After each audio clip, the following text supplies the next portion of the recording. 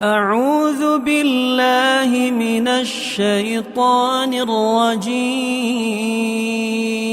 پناہ مانگتا ہوں میں اللہ کی شیطان مردود سے۔ فَإِذَا انشقت السماء فَكَانَتْ وَرْدَةً كَالدِّهَانِ، پھر جب آسمان پھٹ کر تیل کی تلچھٹ کی طرح گلابی ہو جائے گا تو وہ کیسا ہولناک دن ہوگا۔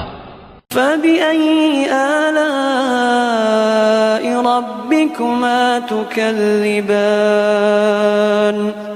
تو تم اپنے پروردگار کی کون کون سی نعمت کو جھٹلاؤ گے؟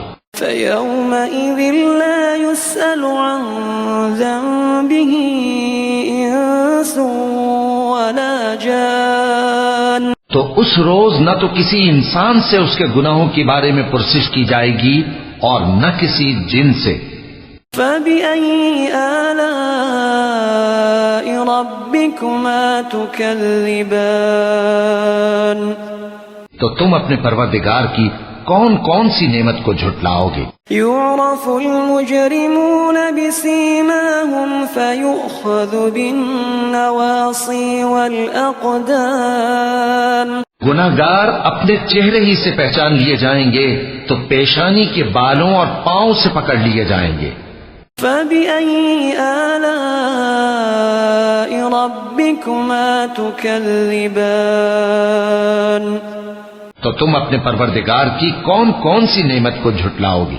هَذِهِ جَهَنَّمُ الَّتِي يُكَذِّبُ بِهَا الْمُجْرِمُونَ، یہی وہ جہنم ہے جسے گناہگار لوگ جھٹلاتے تھے۔ يَطُوفُونَ بَيْنَهَا وَبَيْنَ حَمِيمٍ آنٍ، وہ دوزخ اور کھولتے ہوئے گرم پانی کے درمیان گھومتے پھریں گے۔ فَبِأَيِّ آلَاءِ رَبِّكُمَا تُكَذِّبَانِ، تو تم اپنے پروردگار کی کون کون سی نعمت کو جھٹلاؤ گے؟